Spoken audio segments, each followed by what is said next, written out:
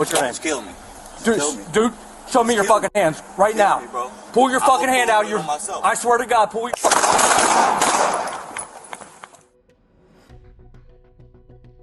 You guys, what's unfolding in the case of Kei'Mani Latigue is beyond heartbreaking and deeply disturbing. And just when we thought we knew how dark this case was, investigators have now revealed details that take it to another level entirely. And all eyes are turning to her father, Darnell Jones. Now, I've seen a lot of cases in this space, but something about this one chills me. Sources close to the investigation say Darnell's behavior after Kaymani disappeared was strange from the start. Nervous, evasive. He wasn't acting like a grieving father, more like someone with something to hide. And then things got even weirder. His own girlfriend reportedly got uncomfortable when he suddenly asked her to turn off all the security cameras in her house. Why? Because he was apparently trying to hide things. Literally. The weird thing about it is because before they even showed up, he asked me to turn my cameras off. I have cameras in my house. And he asked me to turn them off. And I was like, why would you want me to turn the cameras off? He said, because I didn't come home till 5 o'clock that morning. And he didn't want them to suspect anything because he didn't show up till 5. And I'm like, well, thinking in my head, I'm like, well, if you don't have anything to hide, then why should I turn the cameras off? And I didn't, but he thought I did. He was bringing over items that, according to what's come out, looked seriously suspicious. Not long after that, Darnell tried to vanish. And when law enforcement finally caught up to him, he didn't surrender. He pulled a weapon and opened fire. Let me be clear. Everyone is innocent until proven guilty. That's the law, and we respect it. But let's be honest. Evidence can speak louder than any words. And right now, what it's saying doesn't look good for Darnell. So let's walk back to the beginning. Let's talk about what happened to Kaymani. Just days ago, the entire community of Toledo, Ohio, was rocked to its core. A 13-year-old girl, just a child, was found dead in an abandoned house. Her name was Kei'Mani Latigue. Forever 13. The kind of sentence that should never have to be said. This case is one of the most horrific cases I ever heard. This is a 14-year-old that was murdered, raped, had her hands cut off, and her throat almost cut off. The discovery was made on March 24th. A week earlier, she had vanished. She was officially reported missing by her grandmother, Dorothy Latigue, Kaymani's legal guardian, the woman she lived with. And the way Dorothy found the house when she came home that day? It was terrifying. The stove was left on. There was a heavy smell of gas. Kaymani's clothes were strewn across the living room. Her pajamas were on the dining room floor. Her keys and glasses were still there. Glasses she couldn't see without. But Kaymani herself, gone. It didn't feel like a child had left the house of her own free will. It felt like something terrible had happened. So Dorothy did what any loving guardian would do. She ran to the police. She filed a missing persons report. I usually get off of work at 9 o'clock. I made it home like 9:40 that morning. She wasn't here. There were things in the floor that should not have been. That's what caused the alarm. So I called the school to speak with her. I asked them, could I speak with her? And then they did. They contacted the principal, her teacher, and the gym teacher, and all three of those guys said that she was not there. Regional destination on emergency. Yes, I'd like to make a police report. Okay, what's the address? Elm Street. Okay, what kind of report? A missing person. Okay, what's your name? Mine or hers? Yours? Dorothy. Okay, and who's Latigue. missing? Kei'Mani. Is this your daughter or son? This is my granddaughter. Okay, do you have custody? I do. Okay, how old is she? 13. How long ago she's been missing?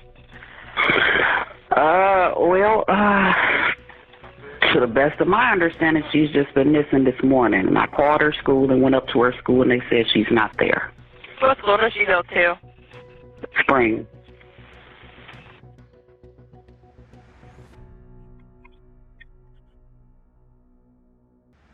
Do you remember, did you see what she was wearing before she left?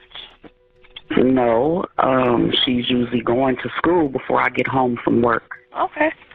Is she black, white, or Hispanic? She's black. She looks Hispanic. Okay, and then what was her last name? Latigue. Your phone number? 419. Okay, does she have a phone on her that you're aware of? She does, and it's dead because it's going straight to voicemail.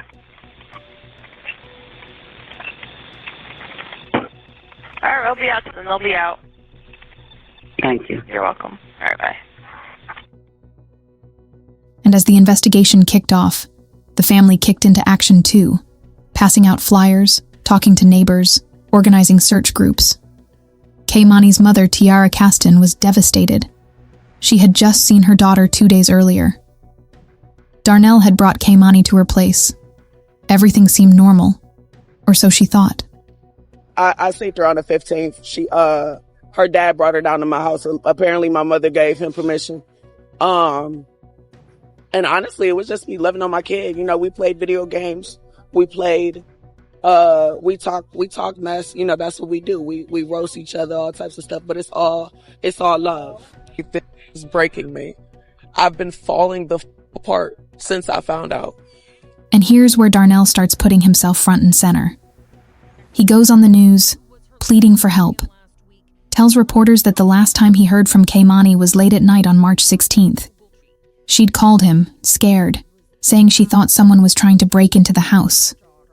I came over here because she said that if it seemed like somebody was trying to break into the house, me and my cousin, we sat over here. And we left around like 12:30. So Darnell says he drove over with his cousin, checked things out, and left around 12:30 a.m. But here's what doesn't sit right with me, and with investigators.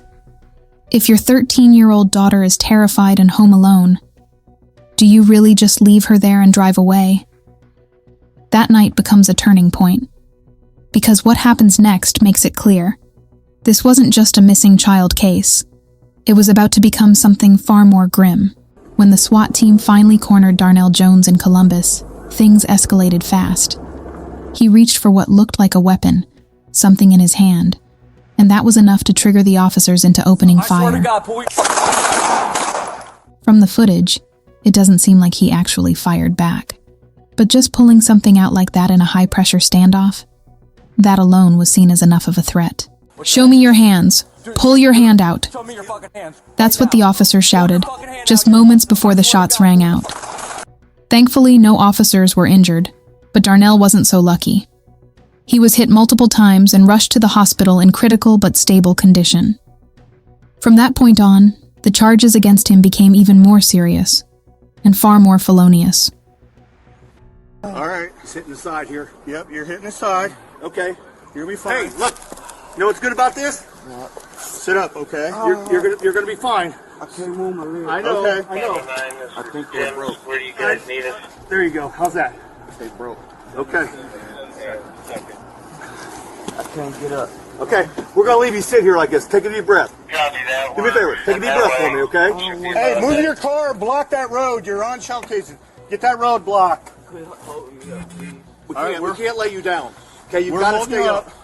I'll hold you up, all right? You just relax. Lean back into me. There you go. You're going to be fine. Listen, hey, nothing's ever that bad, all right? Yes. Okay, well. Darnell, right? Do you have anything else on you? Do you have any more guns? Yes? Where's the guns at? Where's the other gun at? I don't. Darnell. Hey. Sorry. Darnell. Do you have anything else on you? Yeah, you said you had a gun. I don't. I think he's just fading. I don't know. Nope. Just stay back, okay, please? Stay back. Hey. Okay. Okay. We're making good witnesses. You're fine, ma'am. You're fine. We got to get him searched. The medic's going to take him. I know. Hey. Hey, you guys, somebody just go chill. Somewhere else.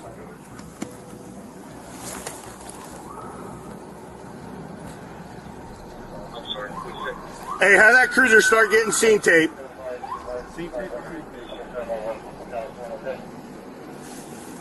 Let the medic in. Step back. They're fine. It's fine.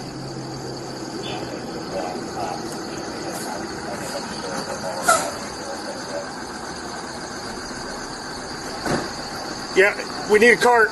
We need a cart. Cart.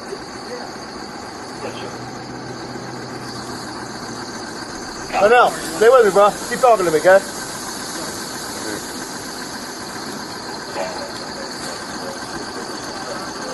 Dave, 511. If anyone is listening at home, officer support. Sit here, legs, arms.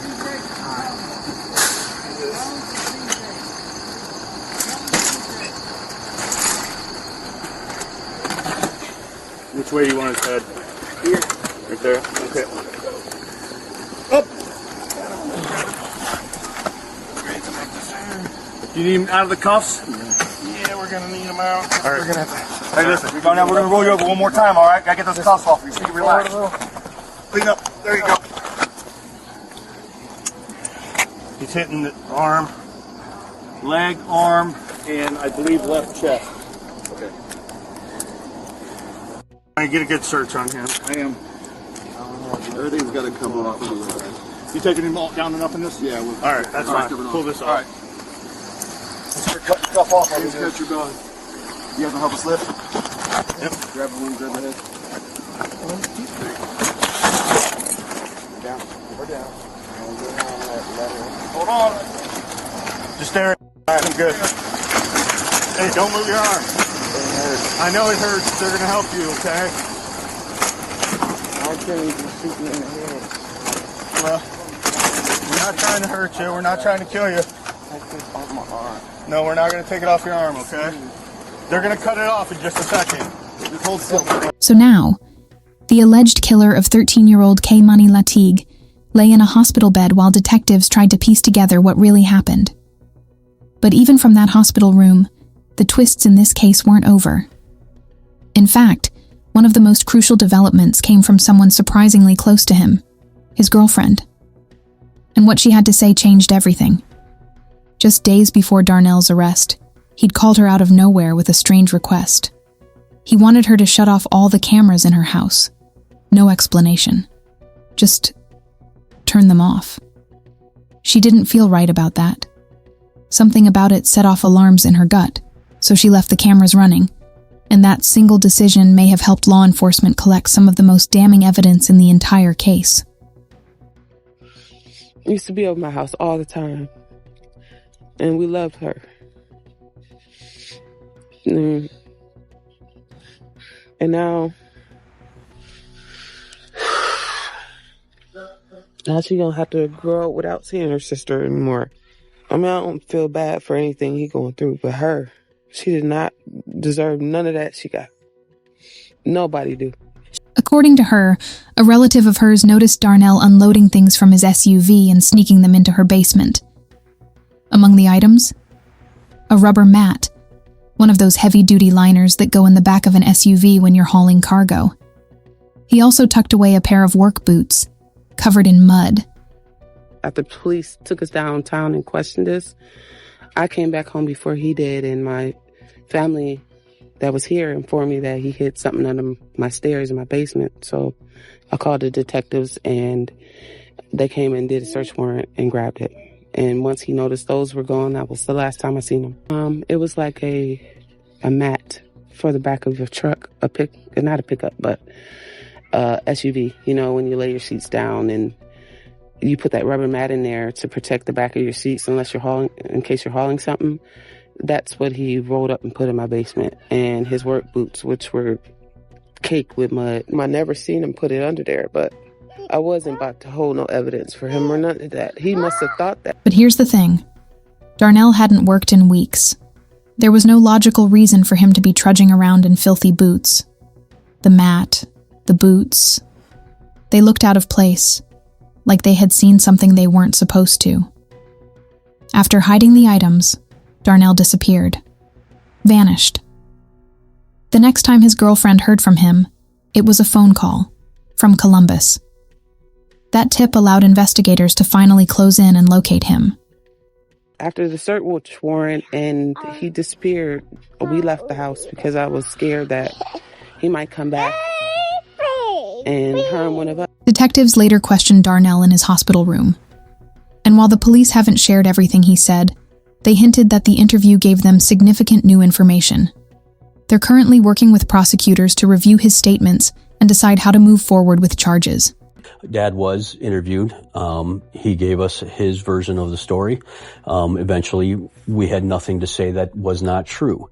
Those are things that happened later on in the week that we started saying some of the things he told us was not true. Why is he lying to us? But let's be real.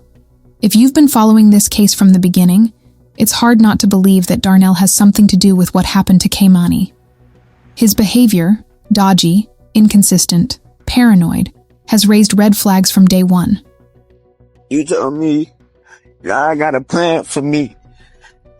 And that's the reason why I keep going through all of this shit. Because he keep putting me through the test. When is the test gonna be over, bro?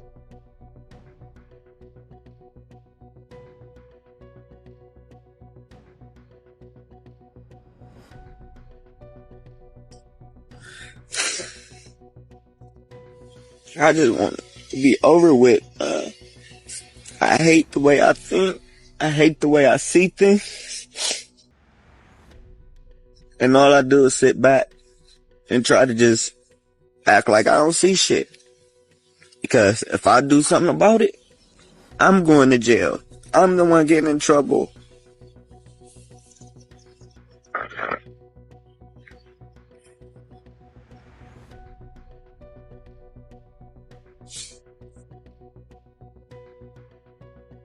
I just want to know, what's the real purpose for me to be here, man? I literally like helping people. I like doing yard work. I like working with people in general. But yet, it's always, I feel like... And now, Kaymani is gone. 13 years old. A child. She will never get to celebrate her sweet 16. Never learn to drive, or go to prom, or walk across the stage at graduation. Her future was stolen. I just wish that when I was down here last, that I had just taken her to Indianapolis with me, so this would never happen.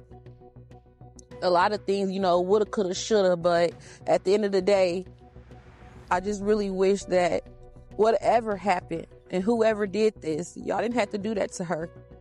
Kei'Mani Latigue was more than just a name in a headline. She was a bright, kind, intelligent young girl, loved by everyone who knew her. Her mom, Tiara, described her as a gentle soul, a good kid, not into trouble. She went to school, played basketball, and came home. That was her world. You got this? Yeah. You got this. Got this. You got this. Let's roll, bro. I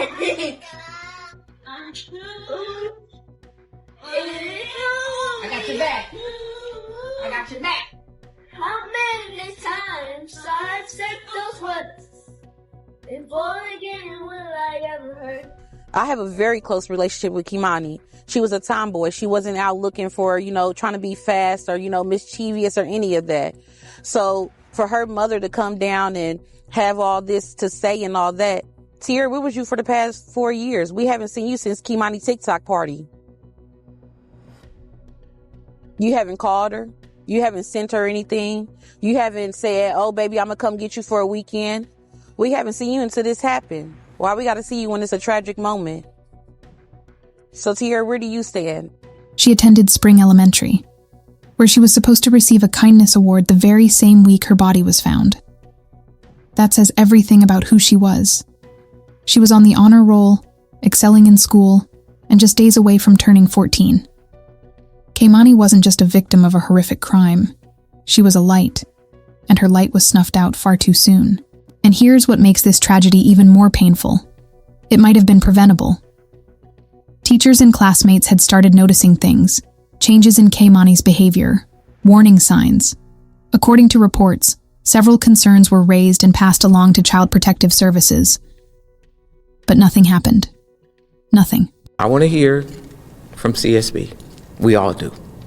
What happened? What was the missing link? Where was the disconnect? This is a concern to us here at Lucas County, because I want to be clear. We have no record of any call from a mandated reporter or community member for an entire year prior to her murder. We have no record of anyone from Toledo Public Schools ever calling us with respect to Keimani. We have no record of anyone calling us ever with concerns about Darnell Jones. The task force is not to examine a single case. Our shared goal is broader to ensure that every child and every family in Lucas County receives the protection and the care they deserve. Nothing can be more important. I look forward to working with the community's volunteer who will be a part of this process. Just look at our history when we've done task force before. Look at TARDA. We committed to make a change. There's substantial change. Health Department, they needed change. We made change. I'll stand on our record of not just talking. Nobody here is just we're not going to spend 9 months analyzing a problem. You know, we know it. We're going to know what the problem is, then we're going to go after it. I can't make any commitments today of what that looks like because nobody knows. But it goes where it goes. It's outside in, and we're going to get started. People who were supposed to help, who were trained to recognize red flags and step in, didn't. And now a girl who needed saving is gone forever. Local officials have started speaking out. Council members, school leaders, community advocates, they're all asking the same question. How did we let this happen? Why were the warning signs ignored? Because the understandable facts and the understandable rationale, we're not able to do that right now. But yeah, I do think that once this prosecution is over, and with the help of the task force, I think we'll be able to release our files and let the people judge how we responded prior to Keimani's death. One council member said it plainly. It feels like every system that should have protected her failed her. On a very sad note, very tragic about what happened with Kei'Mani Latigue. This is very tragic.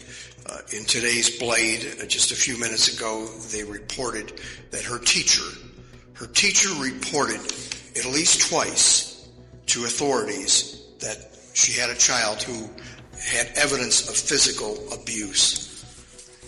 And I guess the question for me is, this is not the first time this has happened. A teacher reports physical abuse of a young person. And what happens? Nothing happens. So I eagerly await the Blade and media to find out what the heck is going on. When people make these reports, teachers are very, very good sources of information. When people make these reports, we need answers. And I'd like to know what happened, because now we have a real tragedy. She's gone, and this is a very sad time. So I look forward to media reports in terms of what's going on, because when people report this, we deserve action. We can't have our young people being murdered and abused, whether it's mental or physical abuse. It has to stop. And we depend on these agencies to do their job. And I guess my question is, did they do their job? It doesn't sound like that. But I have an open mind. I want the truth. We all need to have that information. ASAP. I've been an educator for 25 years. And it takes a lot for a teacher, as a mandated reporter. It takes a lot to call, because that call is hard to do, because sometimes it may result into a family disruption, but sometimes family disruption needs to happen. I'm not sure. I don't have any background on what went on with Ms. Keimani, but as a mother, I cannot stomach what has happened to a baby. As a human being, and a lot of times people change the tone of what a child is. This was a baby. This was a child. This was one that could not advocate for herself. I want to just say thank you to the City of Columbus and to Toledo Police Department. A lot of times we beat down the police, but we need the police. And in this case, we needed the police. I'm grateful for the community that has been outspoken in defense of this baby. But we as a community have to rethink how we do things, and us as a council need to rethink how we've been handling our demo projects. I do commend our demo projects because they have been doing their job. I tell you that.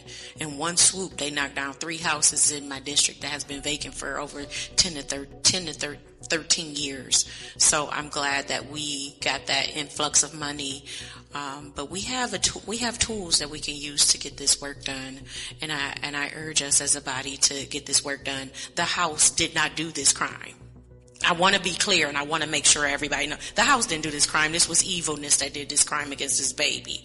The House was a tool that this person used to hide the evilness that they did to this baby. And one thing that this body can do is we can work on that. And I believe we can do it because we have done a lot.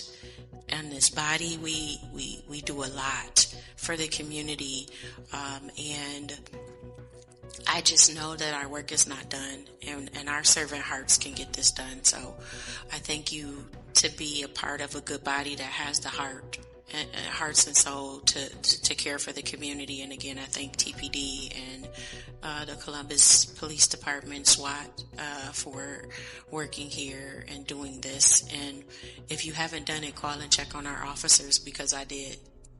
That's something horrific that they had to see and had to find, and then have to go home and look into their kids' faces. So I urge us to do that. Thank you. First, my heart goes out to Kaymani's loved ones and the community as they grieve this horrific loss. This is a hard one. It's really hard when you lose children.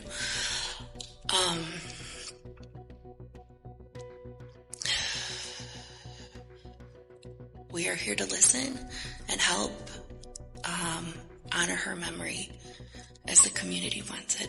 I think that's important as we go through this process.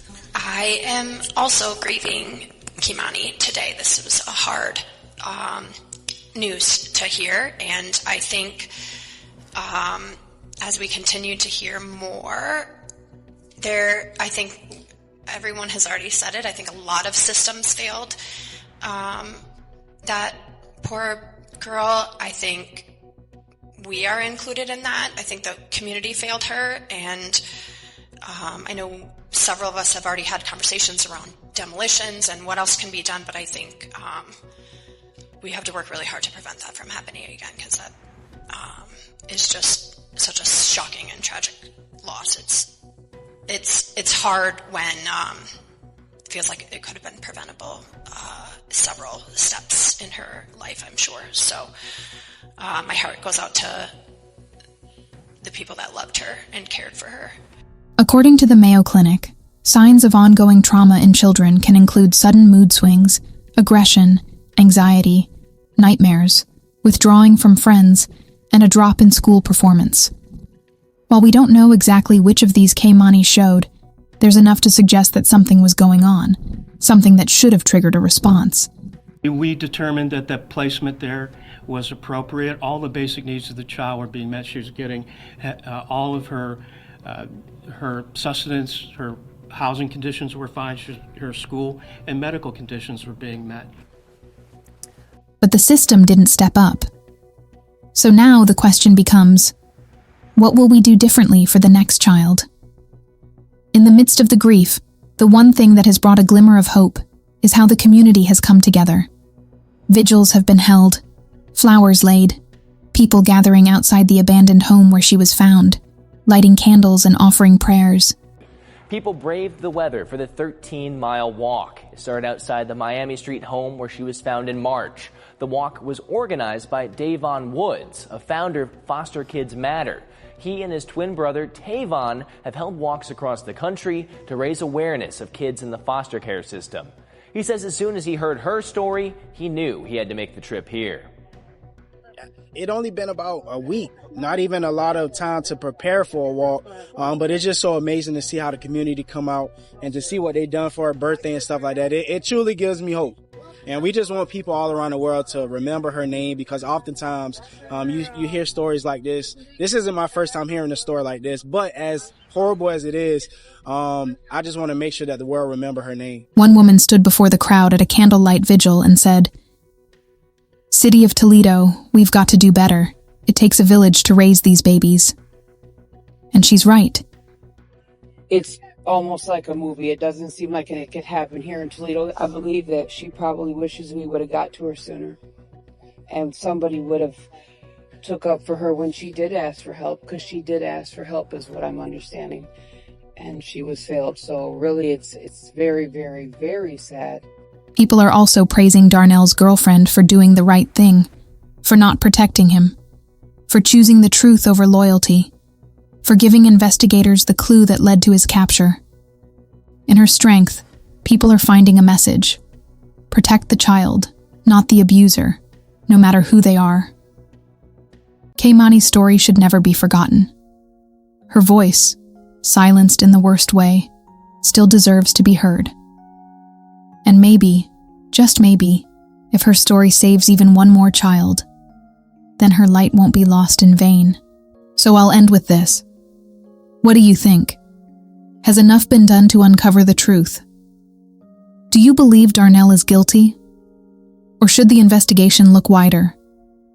This case, it's one that stays with you, not just because of the brutality or the shocking twists or the way the community was blindsided, but because at the center of it all was a child, a little girl who never got the chance to grow up. Kei'Mani Latigue should be here today, laughing with her friends, stressing over math homework, practicing free throws on the basketball court. But instead, we're telling her story like a warning, like a lesson written in pain.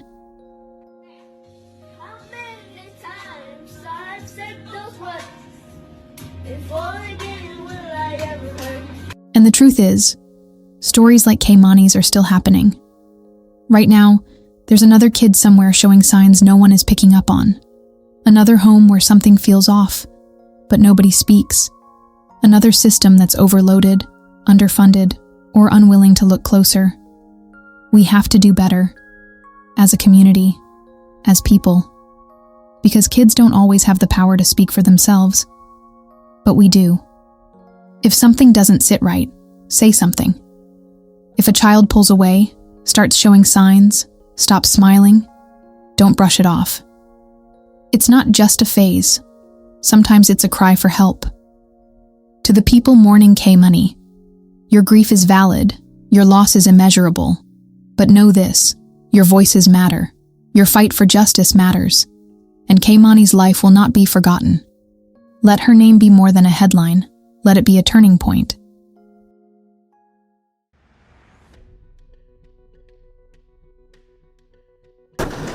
Here's the case CR 2025-548, State of Ohio versus Darnell Jones. We're here today to begin the adjudication in this court of the charges against Mr. Jones. I will go over those charges and death penalty specifications and cover a lot of other necessary ground today. Let the record reflect Mr. Jones is present today as our assistant prosecutors, Ms. Wilson, Ms. Cook, Clucas, defense attorney David Clucas. Mr. Jones, of course, is here with his and by them I also mean Ms. Moronis, who is here. Court staff, members of the press, security personnel, and members of the public. This hearing is being preserved for the record by Sarah, our court reporter. As I said, we've got a lot to cover, so I ask for everyone's patience, perseverance, and best behavior. Mr. Jones, there's a lot of people here today to help. I can appreciate if you're anxious or if you're nervous. I want you to do your best to focus on me and the questions I'm going to ask you and the information I'm going to give you, okay? Now, as we said, I have a lot to go over. I want to make sure you understand as best you can, okay? Yes, sir. What's your name? What's your full name? Well, I go by 𝐿𝐶𝐿. Maybe I had as Jones. Okay, can you explain what's Why do they have Jones? Why do you call yourself Ogletree? My birth name is Darnell Ogletree, and my adopted name is Darnell Jones. But ever since I was like 19, I've been under Ogletree. But does your birth certificate say Ogletree, or does your birth certificate say Jones? Jones. It says Jones? Yeah, but like my social security card, my ID, all my taxes, everything has been under Ogletree. Where were you born? Ohio. Where were you raised and where do you live? I live in Cleveland, Columbus, and Toledo, but mainly Toledo. Are you a United States citizen? Yes, sir. Okay. Can you speak, read, and write in English? Yes, sir. All right. Can you speak, read, or write any other language? Just English. Just English, okay. Do you have any problems reading, hearing, seeing? No. Do you wear contacts? Sometimes I wear reading glasses, but... Okay, well, there's going to be some stuff to read today. And for instance, we have an indictment you can see on the big screen there, the screen in front of you. I'm going to be reading part of that. So if at any time you need help with anything, please let either your attorneys or let me know, all right? Yes, sir. How about hearing aids, anything like that? Yes, sir. All right, can you hear me okay? Yes, sir. I'm going to ask you to speak up when you can, okay? Are you taking any medications? The pain meds for the accident, and they got me on some psychotic meds, like anxiety. For anxiety? Yeah. Okay. Are you taking those medications pursuant to a doctor's order? Yes. Okay, you're taking them according to those instructions? Yes. All right. Do those medications affect your ability to understand what I'm telling you? No, sir. Does it affect your ability to answer my questions? No, sir. Okay. Once again, if I go too fast or you don't understand something, just let me know, okay? Yes, sir. All right, fair. Have you been diagnosed or treated for any mental illness? Yes, sir. What kind? Depression, schizophrenia, bipolar, ADHD, ADD. It's been a lot. Can't name it all. I don't want to get too much into your personal medical records, but the reason I'm asking you this is, again, I want to make sure, and I'm sure your attorneys want to make sure you're understanding what I'm asking you. That's the only reason I'm asking you right now, is to make sure that if you have any kind of medical condition, physical condition, handicap, it doesn't impair you from answering my questions and understanding what I'm talking about. Okay? Agree? Yes, sir. All right.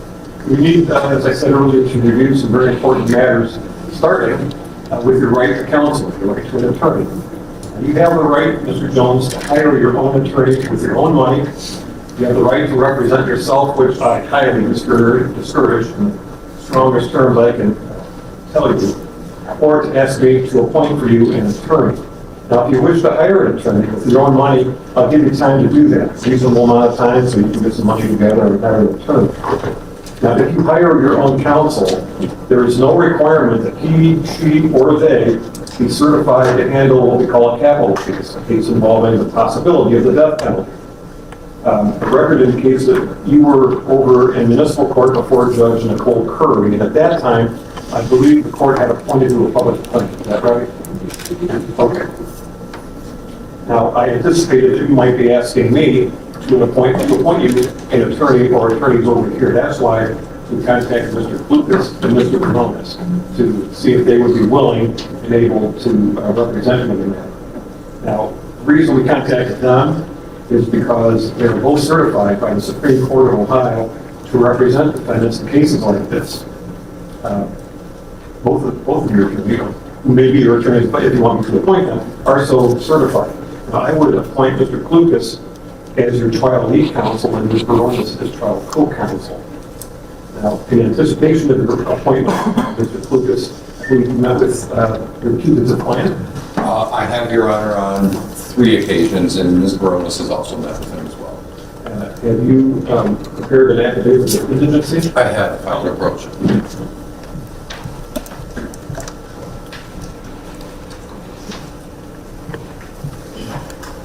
See that the financial disclosure form has been completed, and I want to ask you, Mr. Jones, I do see you go by Ogletree, but you signed your name, Darnell Jones, correct? Okay. Is your signature right there? All right. Court finds, in fact, given that what you have reflected in your form, that you are, in fact, indigent. Court approves. Have to read it.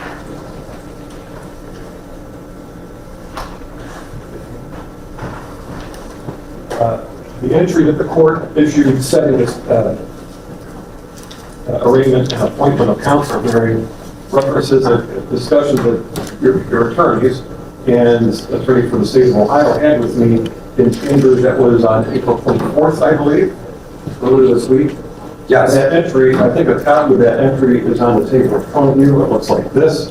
Counsel, I'll ask Ms. Punk, Ms. Latigue, is there anything you'd like the record to reflect that beyond what is in that order of what we discussed in chamber? No. Mr. Lucas? No, Judge. Do you have any questions about that, Mr. Jones? No, sir. Now, I know Mr. Lucas went over this with you. I want to go over it with you, too. As you know, Mr. Jones, Mr. Klukas' son, London Klukas, who's here in the courtroom, is an employee of the Lucas County Prosecutor's Office. Did you know that? Yes, sir. Do you understand that I am going to be ordering your attorney, father, Mr. Klukas, Dave, not to have any communication with his son, London, about this case? Do you understand? Yes, sir. You so agree? Oh, absolutely. Okay. Ms. Liptak Wilson, Blair Office, wall off London Klukas from any participation in the investigation, research, strategy, discussion, in any and all facets of the prosecution of the case. Yes, Judge, we will ensure that takes place. We've had discussions with Mr. London Klukas already. We also put in place some security measures in the online case management system that the case documents will be uploaded to. Thank you very much. Mr. London Klukas, I'll ask you, will you agree to have nothing at all to do with the case and take affirmative measures, if necessary, to absent yourself from any discussion whatsoever about the case? Yes, sir. Okay, thank you, sir. Now, given what I just heard, Mr. Jones, I find that there is almost certainly not a real conflict of interest here. And any potential conflict of interest now has been avoided because of what you've heard them promise the court that they're going to do with that. Okay? But I want to ask you, sir, if you yourself are satisfied that Mr. David Klukas can continue to represent you. Yes, sir. All right. Do you have any questions and concerns about that? Yes, sir. You understand that father and son will see each other, probably be at family events and dinners, and maybe go to a Tigers game or something like that together. You understand that? Yes, sir. You understand that any father and son will be talking with each other about various things, right? Yes, sir. Okay. Now, they promise not to talk about the case in each other's presence, even directly, at any time.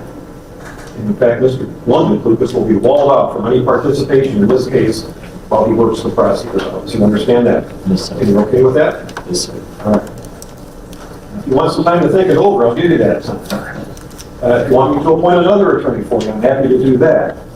But since you're willing to go forward with Mr. David Klukas as your attorney, I see that he has provided to the court a waiver in writing, which I'm showing you here from the bench. Have you seen this document before? Yes, sir. I think a copy of it might be on your counsel table as well. On the second page, I'm showing you here from the bench, Mr. Jones. Is this your signature? Yes, sir. Okay. I'll make sure that waiver of potential conflict of interest is solved with the record of the case. I have a couple of questions now, Mr. Jones, for your attorneys, okay? So I'll ask Mr. Klukas and Ms. Baronis, please confirm you are both certified to be appointed as trial lead counsel pursuant to the rules for appointment of counsel in capital cases. I am. I am as well, Your Honor. Please confirm that you will remain so qualified throughout the entire pendency of this case. I will. I will also. Please confirm that your law offices are located in Ohio. Mine is. Yes, it is. Please confirm that your workload outside this case will allow you ample and sufficient time to devote to this case, and that this case will, when necessary, take precedence over your other professional obligations. Absolutely. That is correct. Okay, thank you. Mr. Klukas, as trial lead counsel, please confirm that you will bear overall responsibility for the work of the defense team in this case. I will. On both of you, I'll ask, will you endeavor to provide high-quality representation to Mr. Jones throughout the case? Yes, we will. That's correct, Your Honor. They are very well qualified, Mr. Jones. They have been certified by the Supreme Court of Ohio to handle death penalty cases. I want to make sure that you're confident in your attorneys, okay? Yes, sir. Would you like me to formally appoint them for you today? Yes, sir. So ordered. If during the pendency of this case, counsel, it's necessary for me to appoint additional attorneys, please bring that to my attention. We will. Your Honor. On your table, counsel, I have the appointment of trial counsel form, which is required to be filed both in this case and with the Supreme Court. I think I may have misstated Ms. Baronis's address since she moved offices. I just moved in the last 3 weeks, Judge. We'll correct that. Okay, if you would please, and then return the case, or return that form to me. I'll have it filed with the case and filed with the Supreme Court of Ohio. And then also order our clerk of court to file a notice of filing capital indictment pursuant to revised code 2929.2021K. Captain Cronin, welcome. Thank you for coming. Okay. I got a couple questions for you, sir. Can the Lucas County Jail provide Mr. Jones and his counsel with appropriate accommodation in which to meet privately and confidentially throughout the case? Yes, Your Honor. Okay. Will counsel need to make any advance arrangements to meet, to show evidence, discuss evidence, etc. with Mr. Jones? We'd appreciate a little notice based on our security measures. Health Corrections Administrator's Office could advise your arrival time and things in the day. Will do. Yeah. I mean, there may be some instances of spontaneity, but for the most part, yes, we can do that. Mr. Cronin, or Captain Cronin, excuse me, are there any security issues which would preclude Mr. Jones from appearing in the courtroom without restraint and a civilian clothing that you're aware of? None that I'm aware of. Okay. If there are any medical conditions on behalf of Lucas County Jail, Captain, will you please, under seal, provide any medical information the court needs to know about? We will. Okay. And share that, of course. Over counsel. Okay. Captain Schnur, security concerns that you would like to have addressed today? Given the high-profile nature of the case, we are asking that once the proceedings have started, that we don't allow any additional members of the public in at each session after the proceedings have started. Also, that we would like to prohibiting, or we would ask the court to prohibit spectators from loitering in the hallways during the proceedings. The court has taken steps to broadcast the proceedings on the televisions on the first floor, and we would ask that to be a reasonable accommodation for the public to have access to the trial or for any proceedings once the court is installed. Mr. Dallas, any objection from the state? Yeah. We are now, and we will continue in the future to broadcast all proceedings in this case for anybody who cannot fit in the courtroom, which is not the proper date we have empty seats. But we will be broadcasting everything to the 2 monitors that are on the first floor by the snack shop. It's an amply sizable space for any member of the public to come and use, so that we can ensure that Mr. Jones doesn't have a secret trial, but they do have a public trial that you're entitled to. Do you understand that, sir? Yes, sir. Okay, good. I would also endeavor to hold future hearings, pre-trials and the like, on Friday mornings at 9, so as not to interfere with the other business being conducted in the court. Wednesdays, this is an off one for us because I wanted to make sure that we had the arrangement as soon as we could. But going forward, I would anticipate using Fridays at that. Okay. Right. Counsel, do you have any questions of either Captain Coleman or Captain Schmidt? We do not. Any from the state?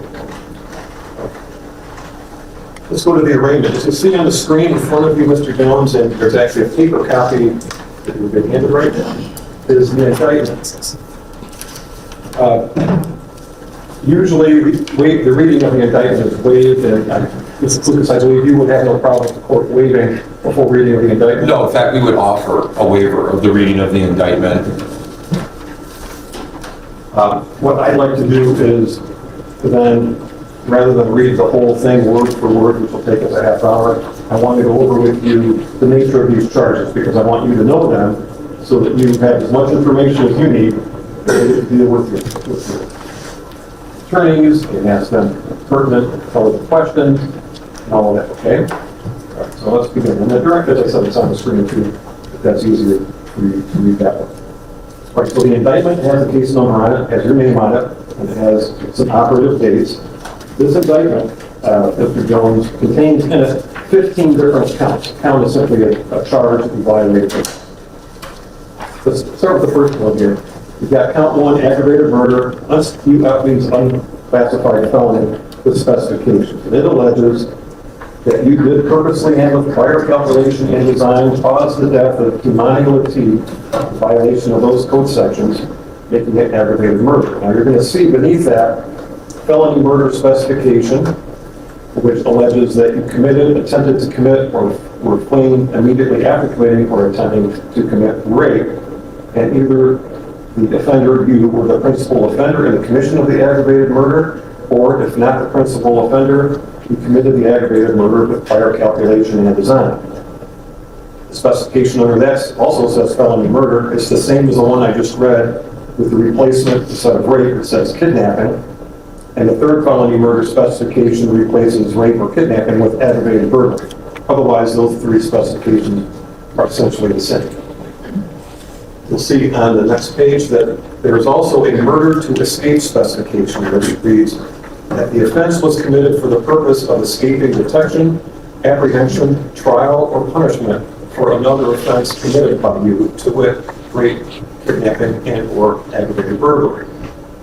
Below that is what's called a sexual motivation specification, and it says that you committed the offense with the sexual motivation. Finally, it says sexually violent predator specification, saying that you are a sexually violent predator.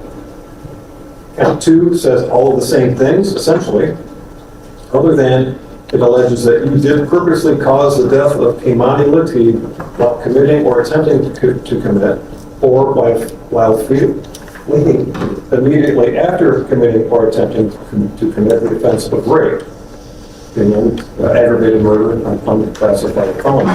You'll see the same essential specifications: felony murder times 3, the murder to escape specification, and the other two specifications that we've had. I won't read those again for you. Attorney rather, waive reading. So we're going to count 3, which is another aggravated murder charge, alleging you purposely caused the death of Kei'Mani Latigue while committing or attempting to commit kidnapping. You'll see the same specifications in count 3 as you saw in counts 1 and count 2, with the names of the offenses changed where appropriate. And then there's count 4, which is the last aggravated murder charge against you. Here reads similarly to the ones I just read. Okay. We'll move down to count 5. Count 5 is different. It's rape, a felony of the first degree with specifications, which alleges that you did engage in sexual conduct with Kei'Mani Latigue when you purposely compelled her to submit by force or threat of force, constituting rape, felony of the first degree.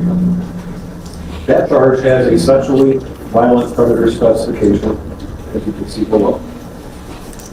Count 6 is similar. It alleges it's a count of rape with a specification. It alleges that you did engage in sexual conduct with Kei'Mani Latigue while you purposely compelled her to submit by force or threat of force. Again, rape, felony of the first degree, and this got that same sexually violent predator specification. Count 7, it's on the screen, is a count of kidnapping. It's a felony of the first degree with specifications.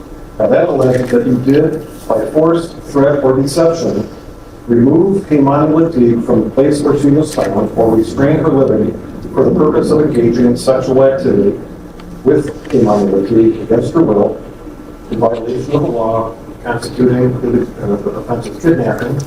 Furthermore, the victim of the offense is alleged to have been under 18 years of age. That kidnapping charge carries with it both the sexual motivation and sexually violent predator specifications. Count 8 is also a kidnapping charge, alleging that you did by force, threat, or deception remove Kei'Mani Latigue from the place where she was found or restrain her liberty for the purpose of facilitating the commission of rape, or flight thereafter, also constituting the charge of kidnapping, a felony of the first degree that has the sexual motivation and sexually violent predator specifications attached to it.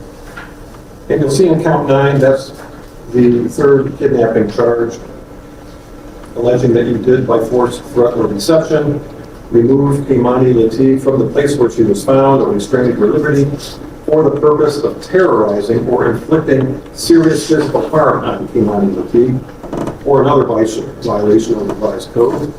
Also kidnapping, a felony of the first degree with the same 2 specifications as the other 2 kidnapping charges. When we get down to count 10, it's now aggravated burglary, a felony of the first degree. Now that alleges that you did by force, stealth, or deception trespass in an occupied structure or in a separately secured or separately occupied portion of an occupied structure when Kei'Mani Latigue, a person other than the accomplice, was present with the purpose to commit in the structure or in a separately secured or separately occupied portion of the structure any criminal offense to it, rape, and you inflicted or attempted or threatened to inflict physical harm on Kei'Mani Latigue, constituting the crime of aggravated burglary, felony of the first degree. Counts 11 and count 12 are both endangering children. They're a little bit different, so describe each one to you. The first count, that is count 11, of endangering children, alleges that you did abuse Kei'Mani Latigue, a child under 18 years of age with his birthday provided, constituting endangering children with a furthermore clause that the violation resulted in serious physical harm to Kei'Mani Latigue. And the other endangering children charge, felony of the second degree, count 12 of the indictment, alleges that you did torture or cruelly abuse Kei'Mani Latigue, a child under 18, constituting endangering children, and that the violation resulted in serious physical harm to her. Okay, count 13, gross abuse of a corpse, felony of the fifth degree. That count, Mr. Jones, alleges that you did, except as authorized by law, treat a human corpse in a way that would outrage reasonable community sensibilities, constituting gross abuse of a corpse, felony of the fifth degree. Finally, with counts 14 and 15, each of them is a count of tampering with evidence. Each of them is a felony of the third degree. Each of them allege that you did, knowing that an official proceeding or investigation was in progress or was about to be or likely to be instituted, alter, destroy, conceal, or remove any record, document, or thing with purpose to impair its value or availability as evidence in such proceeding or investigation in violation of the law constituting tampering with evidence, a felony of the third degree.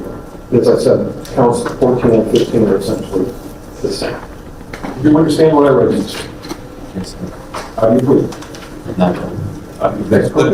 Let me see if I can be a little more precise. Okay. So, with respect to count 1, Judge, to the charge of aggravated murder on behalf of Mr. Jones, we offer a plea of not guilty. To the 3 felony murder specifications, the 2904A7 specifications, we offer pleas of not guilty.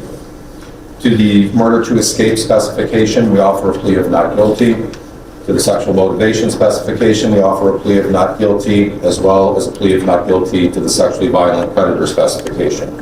Likewise, for count 2, to the substantive count of aggravated murder, we offer a plea of not guilty. To the 3 felony murder specifications attached to that count, we offer a plea of not guilty. To the murder to escape specification, it's a plea of not guilty. Sexual motivation specification, we offer a plea of not guilty, and a plea of not guilty to the sexually violent predator specification.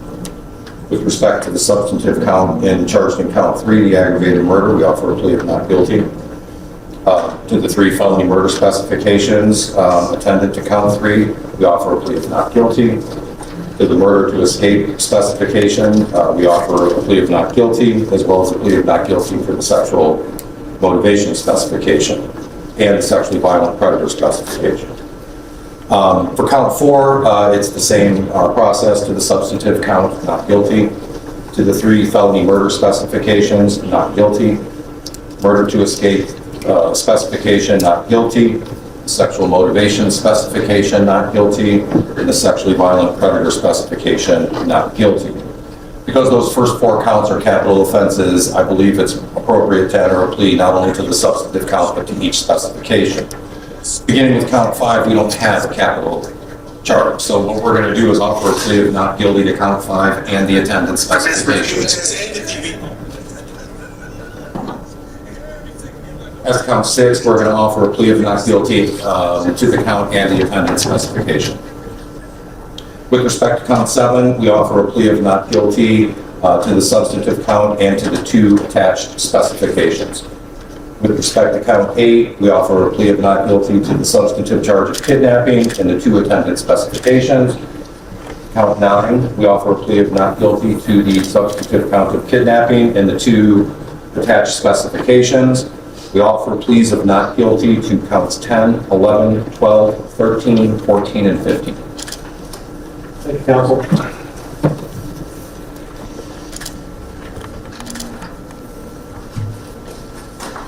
Let's be right in the record.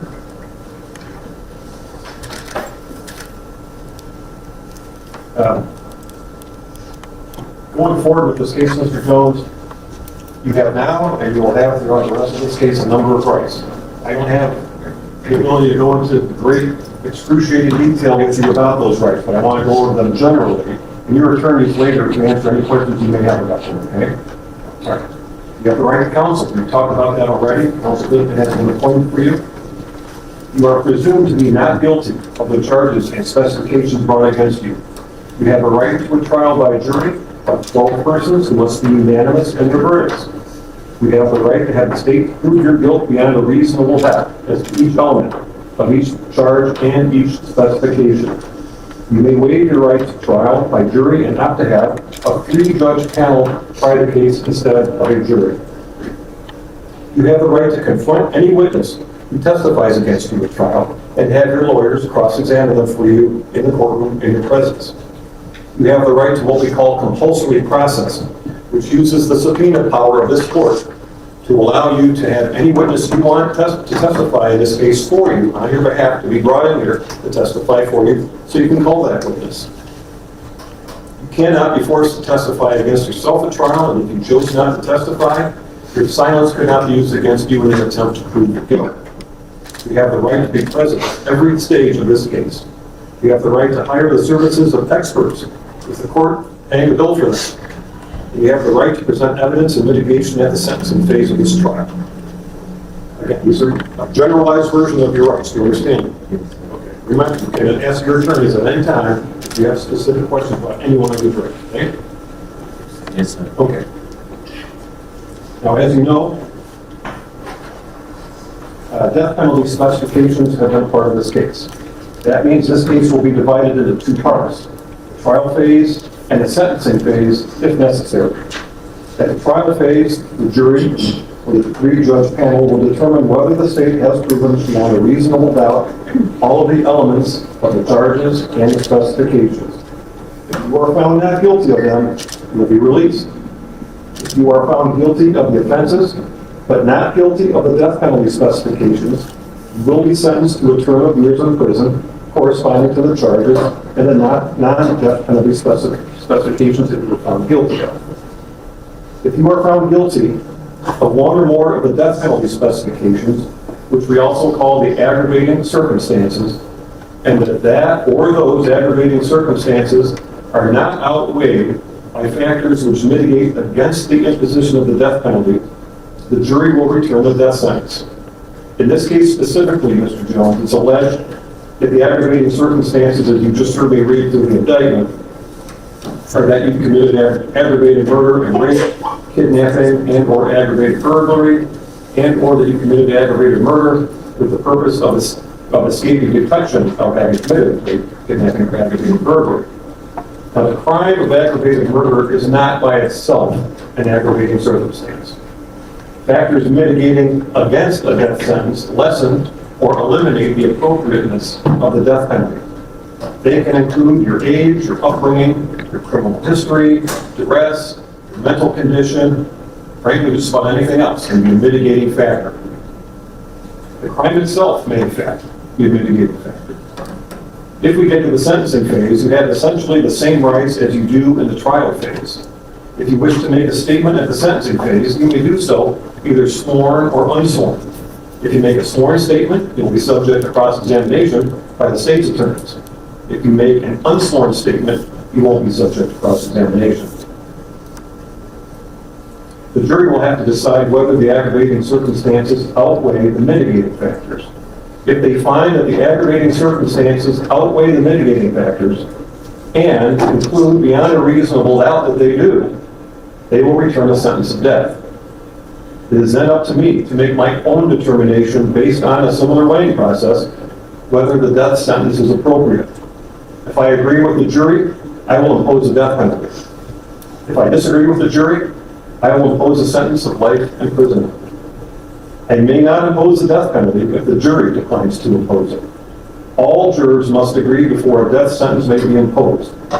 Likewise, if you choose to have a 3-judge panel instead of a jury trial case, a single judge can prevent the imposition of the death penalty. However, if all 3 judges agree to impose the death penalty, it will be imposed. And if the death penalty is imposed, this case will automatically be appealed to the Supreme Court of Ohio. So my explanation of your rights and the law and procedures concerning these charges, as I said, is basic and general. As with anything involved with the law, there are many complicated details and exceptions. I just don't have time to go over all of those with you now. I just want to give you a preliminary basic outline, okay? Yes. Ms. Latigue, Ms. Cook, you want to be heard on bail. I know you filed a request with the court in writing. I don't know if Mr. Lucas and Mr. Holmes have had a chance to review it. I have. We have seen it. Thank you, Judge. Pursuant to Article 9, Section 1 of the Ohio Constitution and the case law referenced by the state of Ohio in its motion filed this morning, the state is requesting that the defendant be held without bail or bond. Doesn't that section of the Constitution require that the proof is evident or presumption greater than the commission of the offense by the defendant? Yes. And then you want to offer the court's consideration to satisfy that prong of the constitutional requirement? Not at this time, Judge. We'll turn to counsel for the defendant to see if they have anything they would like to offer contrary to that at this time. Very well. Mr. Lucas. Judge, as the court indicated near the beginning of this proceeding, Mr. Jones is indigent. Quite frankly, bail is something of an academic issue here. There is no bail that the court is going to set that is commensurate with this case that Mr. Jones is going to make. I don't necessarily agree entirely with what the state has posited in their motion, but I do agree that Article 1, Section 9 does provide a basis to hold without bail. But I think that the case law that the state cited, there's basically one meaningful case, and it's the Reams case.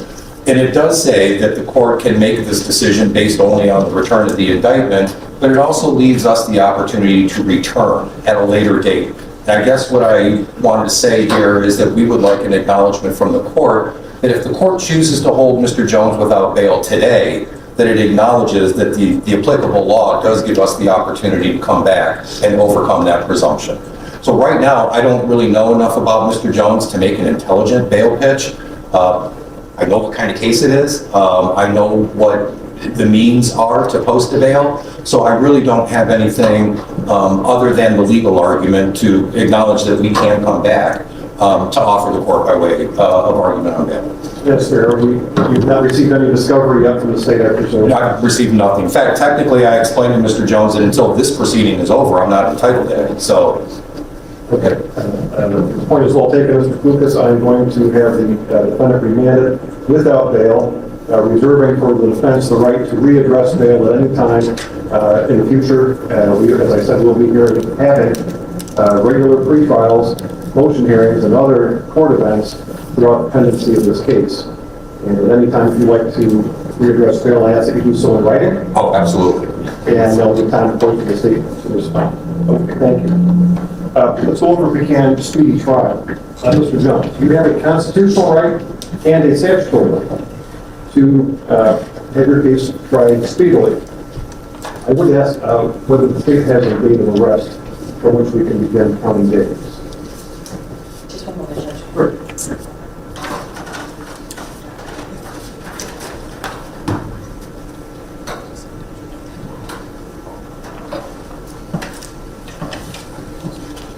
March 25th, Judge was taken into custody in Columbus, Ohio.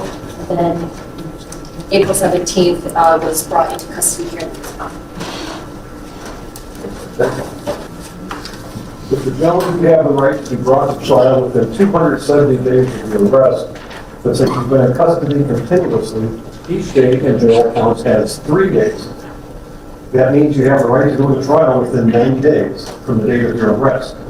You have a separate constitutional right to a speedy trial based on a number of factors that I would have to consider. You may waive your rights to a speedy trial after you've discussed it with your lawyers in order to provide you more time to both investigate and prepare the case for trial. Mr. Kovas, if you had a chance to discover or discuss with your client the issue of time waiver. We did. I did. And would your client be willing at this time to waive his right to speedy trial, or would he like time to think? No, we are in a position to execute a limited waiver of time. It's not going to be like till the end of the case. Now, how far we're going to waive kind of depends on the next scheduling steps. The court had indicated that if you wanted to do pre-trials on Friday, what we had contemplated and what I had discussed with Ms. Baronis and Mr. Jones is a 60-day time waiver, at least for 60 days for now, for us to take the temperature of the case and get some discovery and start some motion practice and get some funding. And we feel like that's a legitimate reason to waive speedy trial for 60 days. That's what we had discussed with Mr. Jones. I kind of thought the court might set a status pre-trial out that long. But I'm getting the impression that perhaps you may want to see us before then. Well, I was going to suggest that we get together on Friday, May 23rd. We have a lot of housekeeping matters to take care of. We have some scheduling matters to take care of. I'm sure you'll be filing motions galore. We'll have those that will be in some form for the court's consideration. What I'm going to suggest with that additional intelligence is that we are willing to execute a time waiver up to and including Friday, June 27th, which can then be a scheduled pre-trial date. That's a Friday, and we will re-examine time waiver at that time. But I think the court's correct. I think there's going to be a lot of tolling episodes here, and we would probably prefer to let those do the tolling rather than a waiver. But for today, we are willing to waive his right to a speedy trial until Friday, June 27th. If you look on your desk, you'll find a draft of a time waiver that the court has prepared. And I'd ask you to please, if you haven't already, read through that, discuss it with your attorney or with your client. You'll note that the very last sentence says, the time waiver shall not be to a date certain. You can cross that out and write to June 27th, sign initial. That sounds great. Yeah, we're willing to do that. Yeah. Okay. Yeah. You need a moment with your client? We need a moment to do a little editing, but the time waiver itself has already been discussed. Okay.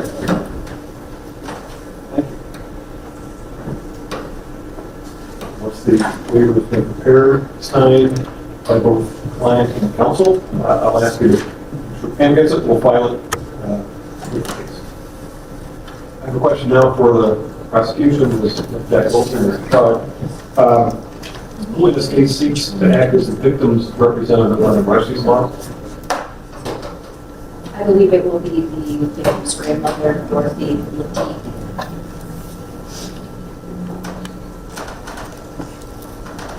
Is she present today? Yes.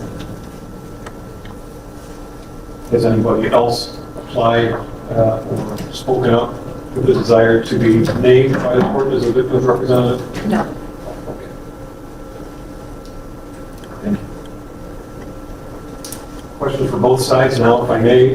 Is there any objection to a gag order prohibiting counsel and all others acting through or on behalf of counsel and parties from making any public statements regarding the case, unless, of course, those statements are made on the record while court is in session, and also from providing any information regarding the case to any person, media, or other entity? I believe Ms. Baronis and I are of the same opinion, which is we are not in the habit of making public statements anyway. So the order that the court proposes is fine with us. No objection from the state. The court will then order as in official written order to that effect, and of course, Mr. Jones, you understand the purpose of the order is to limit the effect of pretrial publicity and ensure that this case is tried right here in this courtroom, not out there in the community. I anticipate, as you all know, many motions and other documents will soon be filed. I'll be issuing some housekeeping orders regarding those, but for now, I would direct the parties to alphanumerically sequence their motions. I think there may have been some filed already, so we may have to back number those. The defendant will use numbers, the state will use letters, the court will use Roman numerals. We have a number of friends here in the media. Pam has provided you with a copy of Superintendent Rule 12, which will govern the recording, broadcasting, and photography of court proceedings.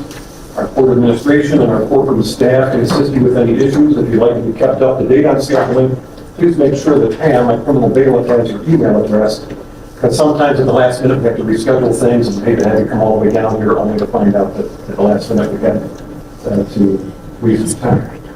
I would ask kindly that you refrain from broadcasting images of Mr. Jones outside of the courtroom and at any time that he might be wearing restraints in order to preserve the jury pool and, of course, Mr. Jones's presumption of innocence. Okay? Thank you. If I may approach with the signed waiver. Oh, thank you.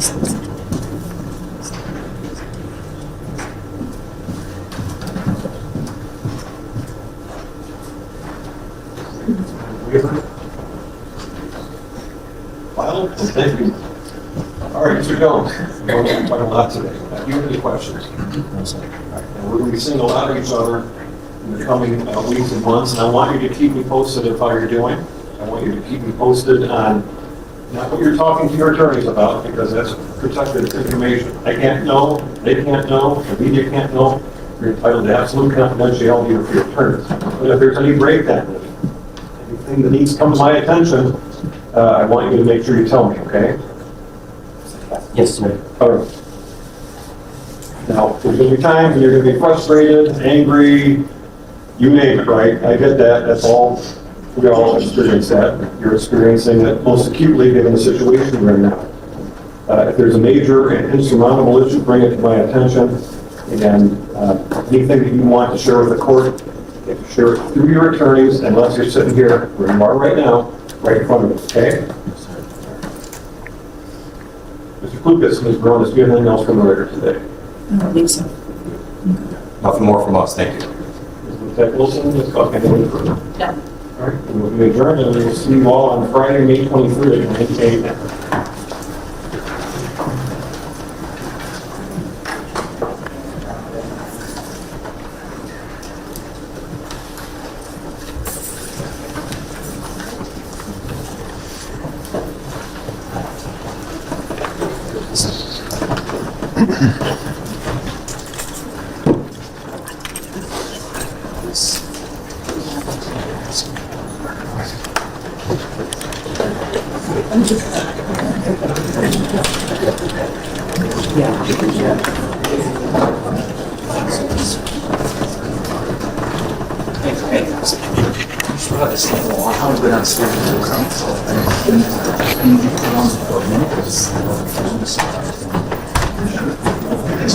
I don't know if they're done streaming yet, but I know.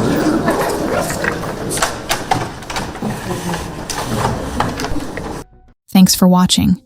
If this story moved you, share it, talk about it, and most importantly, listen to the kids around you. Sometimes saving a life starts with simply paying attention.